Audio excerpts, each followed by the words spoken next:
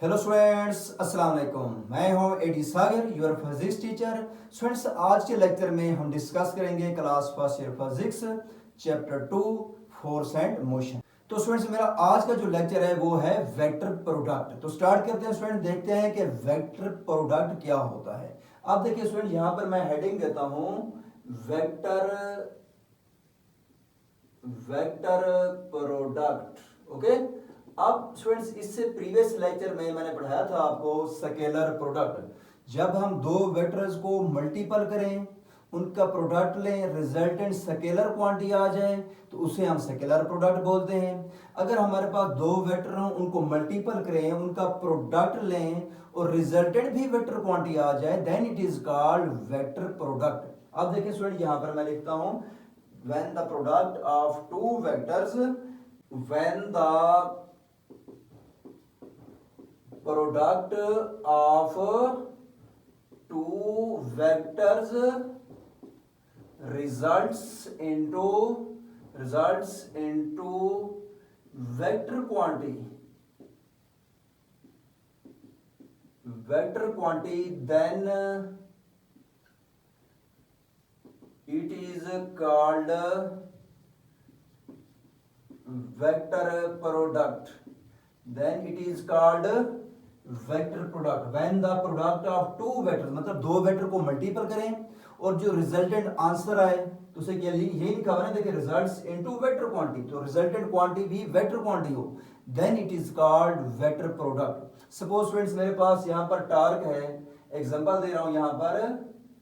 Examples में आप लिख सकते हैं students, torque, force multiple moment arm. Force भी वेक्टर क्वांटिटी है, मोमेंट आर्म भी वेक्टर क्वांटिटी है। दो वेक्टर को मल्टीपल किया, रिजल्टेंट क्वांटिटी जो टार्क आ रही है वो भी वेक्टर क्वांटिटी है, क्योंकि टार्क या तो क्लॉकवाइज होता है या एंटी क्लॉकवाइज टार्क होता है, तो वो भी आपके पास रिजल्टेंट क्वांटिटी है। तो इसलिए स्टूडेंट्स इसे क्या कहेंगे, हम वेक्टर प्रोडक्ट कहेंगे। जब दो वेक्टर को मल्टीपल करें और उनका जो रिजल्ट मिले वो भी वेक्टर हो, then it is called vector product. अब देखिए स्टूडेंट, टार्क है, इसी तरह आपके पास कूलम फोर्स होती है, force on the charge, F is equal to Q into V cross B। ये फोर्स है when charge particle Q enter into the magnetic field B with velocity V। अब देखें स्टूडेंट्स, मैं इस एग्जांपल दे देता हूं। देखें, ये आपके पास मैग्नेटिक फील्ड B का मतलब क्या होता है, magnetic field.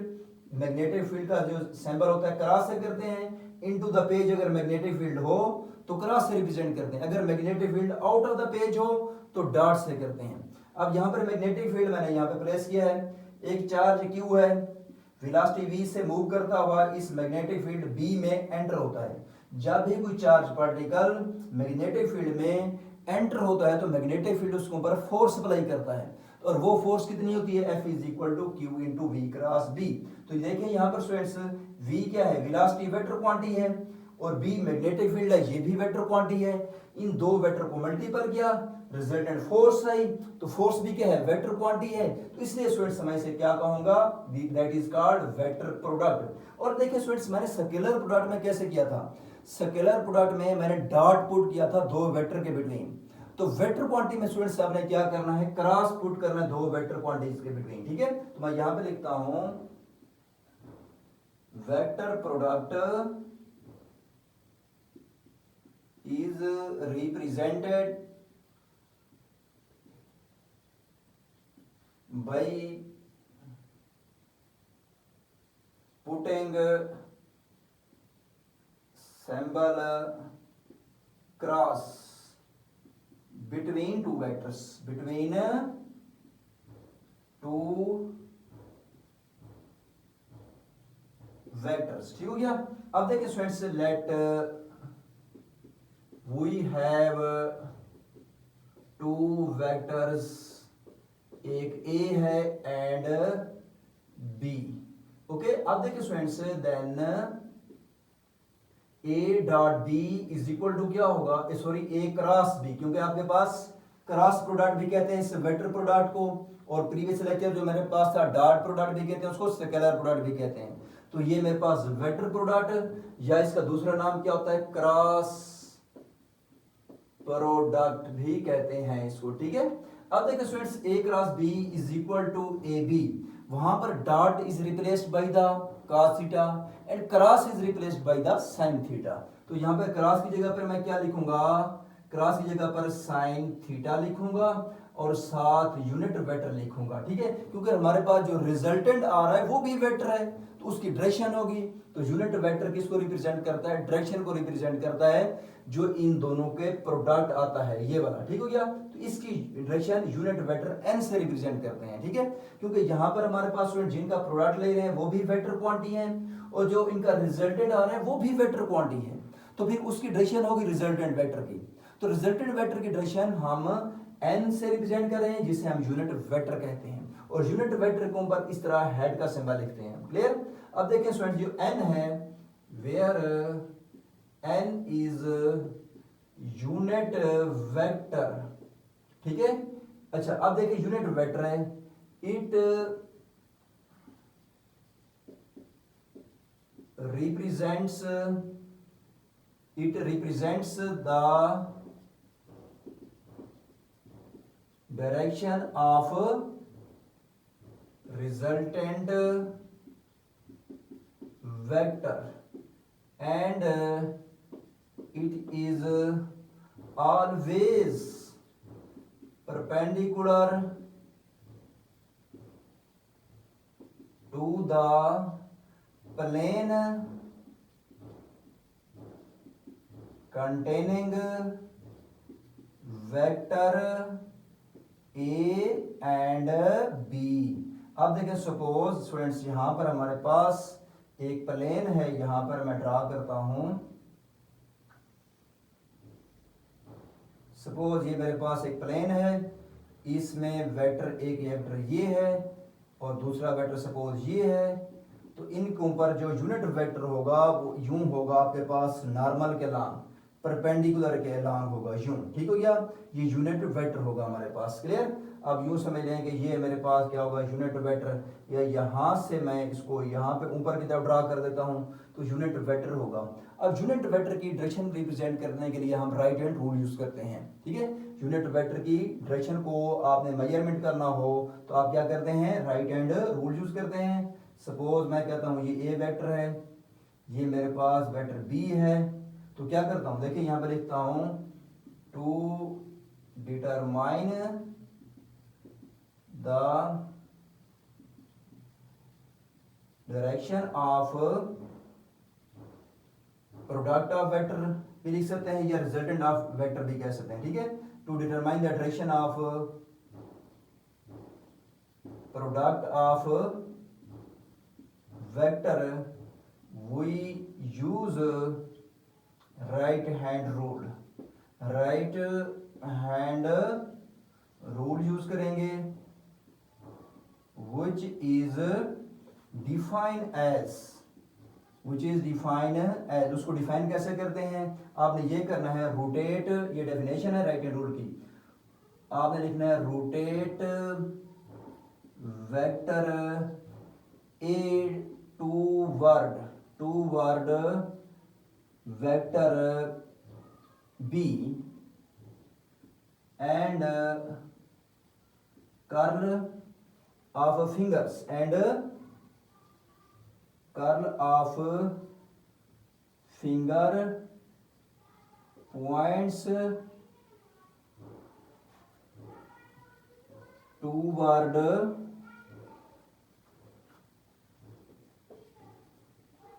Direction of rotation from A toward B.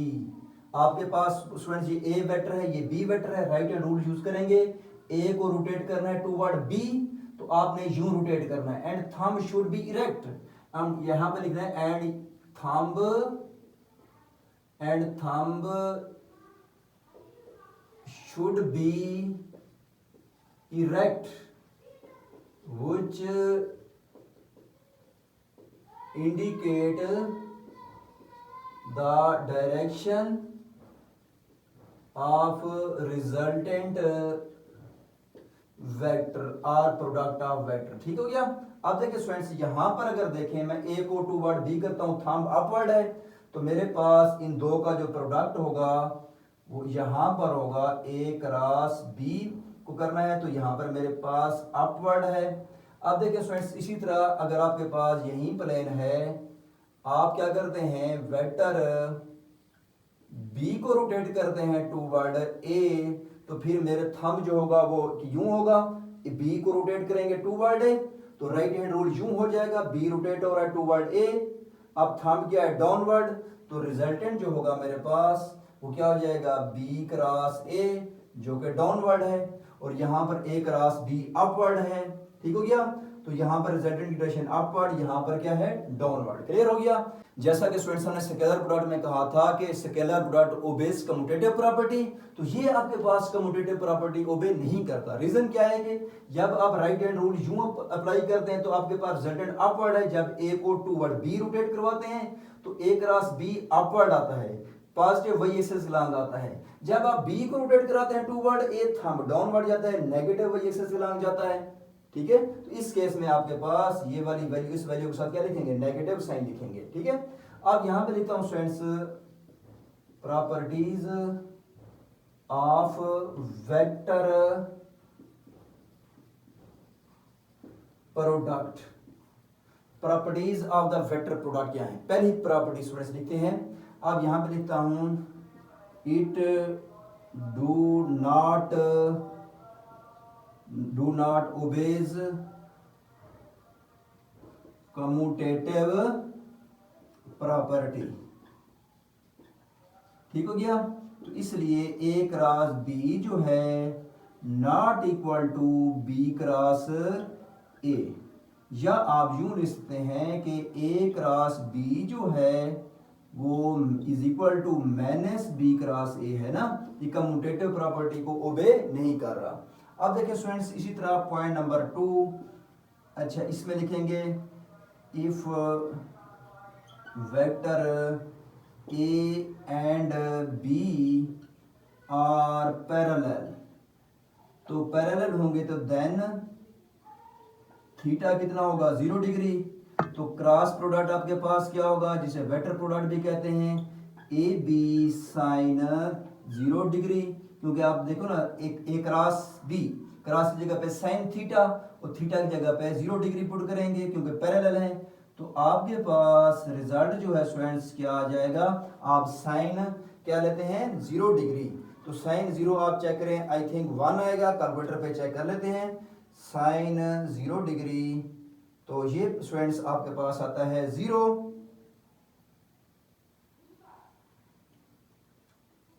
तो स्टूडेंट्स इसको कैलकुलेटर पे चेक करेंगे तो साइन 0 आपके पास क्या आ जाता है, 0, तो ये सारे का सारा क्या हो जाएगा, 0, ये a cross B is equal to 0 आ जाएगा।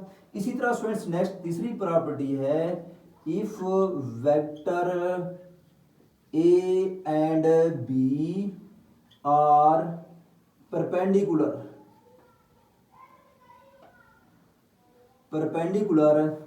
देन आपके पास थीटा कितना होगा, 90 डिग्री। तो उस केस में आप क्या लिखेंगे, a cross B is equal to A b sine 90 degree. तो ए बी साइन 90, अब साइन 90 देखते हैं स्टूडेंट्स, साइन 90 आपके पास आता है 1, तो आपके पास रिजल्ट क्या होगा, ए बी के इक्वल आ जाएगा। ठीक है, अब नेक्स्ट देखते हैं स्टूडेंट्स, इसके बाद नेक्स्ट पॉइंट है हमारे पास 4 point, if vector A and B are anti parallel होगा, तो इस केस में आपके पास थीटा 180 डिग्री होगा। तो a cross B is equal to A b sine theta की जगह पे 180 डिग्री, तो साइन 180 देखते हैं, साइन 180 डिग्री, तो ये स्टूडेंट्स आपके पास 0, तो रिजल्टेंट 0 आ जाएगा। क्लियर हो गया, तो ये था स्टूडेंट्स आपके पास किस केस में, जब दो वेक्टर क्या हो, एंटी पैरेलल हो। क्लियर।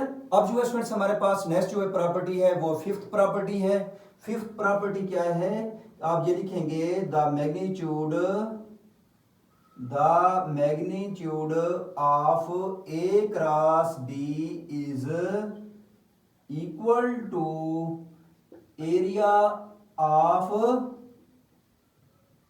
पैरेललोग्राम, जो पैरेललोग्राम बन रही है, area of the parallelogram with two sides A and B. ठीक है, अब देखिए स्टूडेंट्स, यहां पर जो डायग्राम मैंने बनाया था यूं, इसको आपने थोड़ा सा यूं बनाना है कि यूं है, ये एरिया ऑफ द पैरेललोग्राम है जो उसने टू साइड के साथ ए और बी के साथ बनाया है। एरिया ऑफ द पैरेललोग्राम किससे इक्वल होगा? The magnitude of A cross B के इक्वल होगा। क्लियर?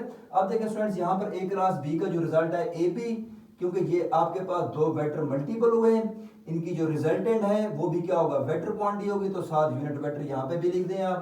अब देखिए स्टूडेंट्स, नेक्स्ट जो पॉइंट है मेरे पास 6 पॉइंट है, प्रोडक्ट ऑफ यूनिट वेक्टर्स।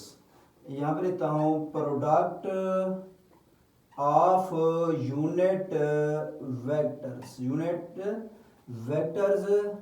अब देखिए सपोज स्टूडेंट्स, ये आपके पास एक्स एक्सेस है, ये वाई एक्सेस है, ये आपके पास जी एक्सेस है। जो स्टूडेंट्स एक्स एक्सेस होता है उसका यूनिट वेक्टर क्या होता है? आयोटा, और वाई का यूनिट वेक्टर क्या होता है? जे, और जेड का जो यूनिट वेक्टर होता है वो के होता है। ठीक है, जैसा कि स्टूडेंट्स आपको यहाँ पर स्टार्ट में मैंने बताया था, यहाँ पर एन लिखा था यूनिट वेक्टर। ठीक हो गया, यूनिट वेक्टर क्या लिखा था? एन। अब यहाँ पर आपके पास एक एक्स एक्सेस है, एक वाई एक्सेस है, एक जी एक्सेस है, तीन एक्सेस है। तो एक्स एक्सेस का यूनिट वेक्टर क्या होगा? आयोटा, वाई का यूनिट वेक्टर जे, और z का क्या होता है? k होता है। ठीक है, अब देखिए स्टूडेंट्स, इनको मैं परपेंडिकुलर भी लेता हूं, इनको पैरेलल भी लेता हूं। अब देखिए स्टूडेंट्स, मैं कहता हूं इन केस ऑफ पैरेलल, तो पैरेलल केस में i cross i is equal to j cross j is equal to k cross k is equal to क्या बन जाता है? 0। क्यों? क्योंकि देखिए स्टूडेंट्स, i क्रॉस i है, सिमिलर है ना, जहां पर भी सेल्फ हो, सेल्फ प्रोडक्ट हो, थीटा कितना होता है? 0 डिग्री, चाहे वो स्केलर प्रोडक्ट हो या वेक्टर प्रोडक्ट हो। जब सेल्फ प्रोडक्ट होगा तो थीटा कितना होगा? 0 डिग्री।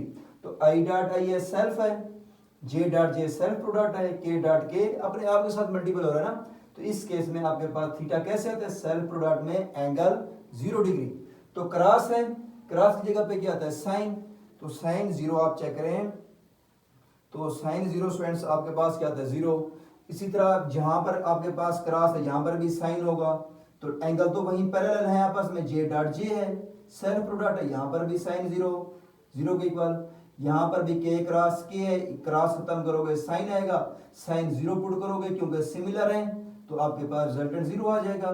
इसी तरह स्टूडेंट्स, अगर आपके पास आई क्रॉस जे हो इज इक्वल टू क्या होगा? I cross J is equal to k. इसी तरह स्टूडेंट जे क्रॉस के हो इज इक्वल टू आई, और आपके पास के क्रॉस आई हो तो फिर आपके पास क्या आ जाएगा? जे। देखो आई जे इज इक्वल टू के, जे के इज इक्वल टू आई।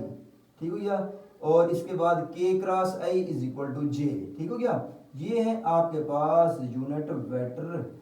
अब देखिए स्टूडेंट्स, इसमें और बात समझें कि अगर इनका प्रोडक्ट मैं लेता हूं आई क्रॉस जे कितना होगा? आप चेक करें, अगर इनके बिटवीन एंगल कितने का बनता है? 90। देखो आप एक्स एक्सेस है आयोटा, वाई एक्सेस है जे है, आपस में तो परपेंडिकुलर है, एंगल 90 का होगा, तो साइन 90 अगर आप चेक करें तो साइन 90 आपके पास क्या आएगा? 1।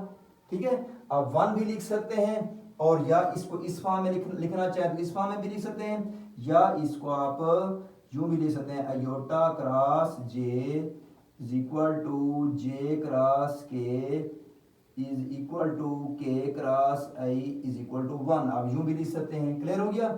अब जो स्टूडेंट्स नेक्स्ट देखते हैं कि vector product of A and be in term of rectangular components. ठीक है, अब देखिए स्टूडेंट्स, मैं ये साइड थोड़ा रेज कर देता हूं, लिखता हूं कि vector product in term of rectangular components. Next point मेरे पास बनता है ये मेरे पास पॉइंट कौन सा था? 6 था। 7th पॉइंट मैं लिखता हूं अगर इसका, तो क्या लिखूंगा? The vector product of A and B in term of rectangular components, rectangular components. तो उस केस में स्टूडेंट्स ए क्रॉस जो बी होगा वो किसके इक्वल होगा, पहले आप लिखेंगे ए एक्स ए वाई और ए जेड इस साथ अयोटा, इस साथ जे और इस साथ के। ठीक है, आप देखिए स्टूडेंट्स क्रॉस है, क्रॉस लिख दें, फिर बी है तो बी लिखेंगे, आपके पास बी आएगा तो ये आपके पास बी एक्स होगा और ये क्या होगा आपके पास बी वाई और फिर बी जेड, इस साथ अयोटा, इस साथ जे, इसके साथ के, यूं लिख देंगे आप। अब देखें स्टूडेंट्स नेक्स्ट स्टेप में a cross B is equal to, यहां पर आपने ये करना है कि सबसे पहले अयोटा फिर जे फिर के लिख देना है। और अब क्या करेंगे नेक्स्ट स्टेप में, आई जे के लिख दिया, पहले ए के लिख दें आप, इसके कंपोनेंट्स, ए के कंपोनेंट्स ए एक्स ए वाई और ए जेड।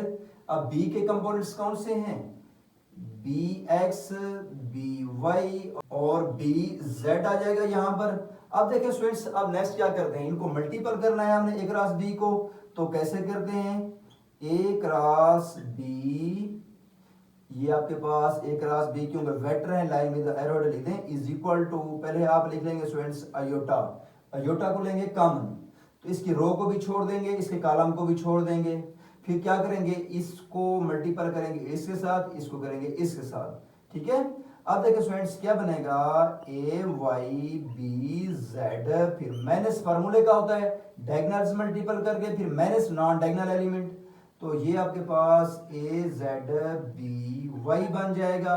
ठीक है, अब देखिए स्टूडेंट्स ये तो अयोटा पॉजिटिव लेते हैं, फिर जे को क्या लेते हैं नेगेटिव।